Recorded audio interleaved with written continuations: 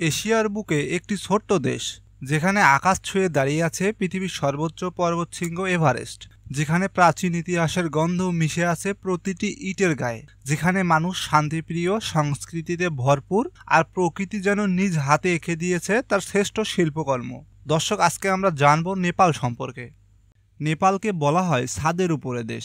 নেপাল দক্ষিণ এশিয়ার একটি স্থলবেষ্টিত দেশ, যার উত্তরে চীন ও দক্ষিণে ভারত। এই দেশের আয়তন মাত্র ১,৪৭,৫১৬ বর্গ কিলোমিটার, কিন্তু প্রাকৃতিক সৌন্দর্য, ইতিহাস ও বৈচিত্র্যে এটি একটি বিশাল ভূখণ্ডের চেয়েও সমৃদ্ধ। নেপালের রাজধানীর নাম কাঠমান্ডু। কাঠমান্ডু শুধু একটি শহর নয়, এটি জীবন্ত জাদুঘর। প্রাচীন মন্দির, রাজবাড়ি, শিল্পকলা ও ঐতিহ্যের এক অসাধারণ মিশেল এই শহর। এখানে ইতিহাস ও আধুনিকতা পাশাপাশি হাঁটে। কাঠমান্ডু উপত্যকার কেন্দ্রে অবস্থিত এই শহরটি নেপালের প্রশাসনিক, রাজনৈতিক ও অর্থনৈতিক কেন্দ্র। কাঠমান্ডু শহরের জনসংখ্যা প্রায় ১০ লক্ষ। এখানেই নেপালের প্রধান সরকারি অফিস, আন্তর্জাতিক বিমানবন্দর এবং প্রধান বিশ্ববিদ্যালয়গুলো অবস্থিত।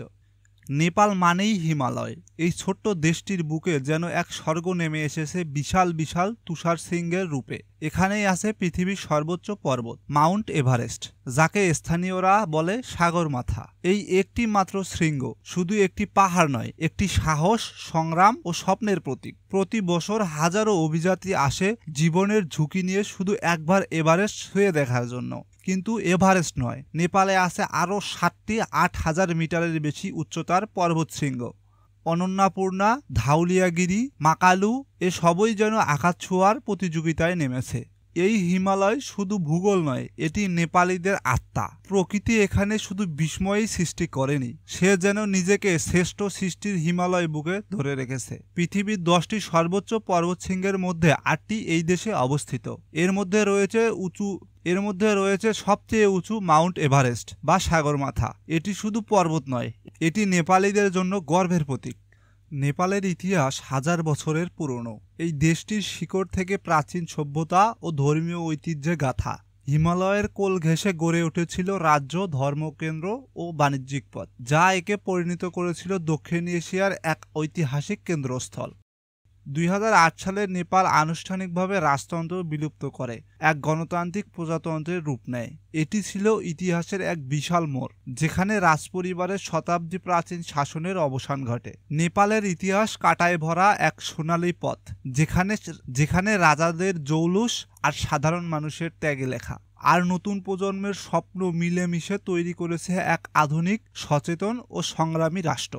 নেপাল এখন অতীতের ভিত্তির ওপর দাঁড়িয়ে ভবিষ্যতের দিকে এগোচ্ছে।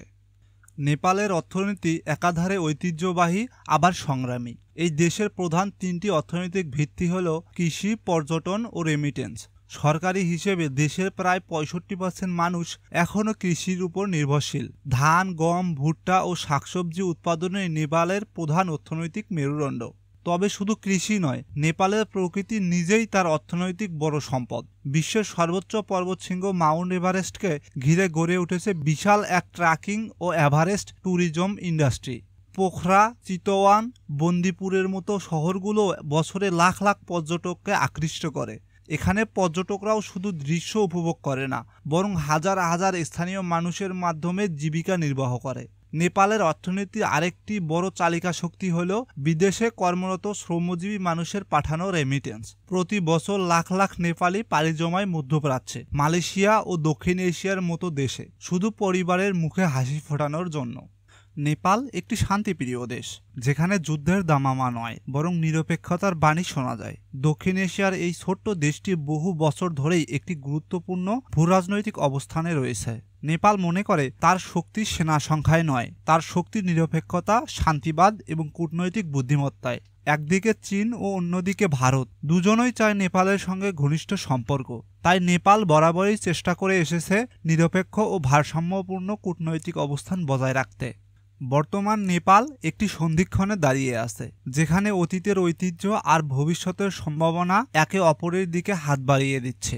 দেশটি ধীরে ধীরে উন্নয়নের পথে এগিয়ে যাচ্ছে, কিন্তু পথ একেবারেই সহজ নয়। রাজনৈতিক অস্থিতিশীলতা, প্রাকৃতিক দুর্যোগ ও কর্মসংস্থানের সংকট একটি বড় চ্যালেঞ্জ। তারপরও তরুণ প্রজন্মের আশা, শিক্ষা ও প্রযুক্তির দিক দিয়ে অগ্রগতি দেশটিকে ভবিষ্যতের দিকে এগিয়ে নিয়ে যাচ্ছে। নেপাল শুধু একটি দেশ নয়, এটি একটি অনুভব।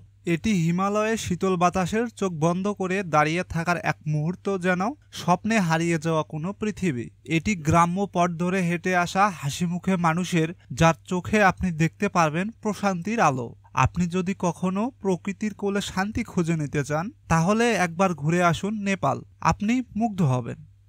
দর্শক, ভিডিওটি ভালো লাগলে লাইক ও সাবস্ক্রাইব করুন, আর কমেন্ট বক্সে জানাবেন আপনি কি নেপাল ঘুরে আসতে চান।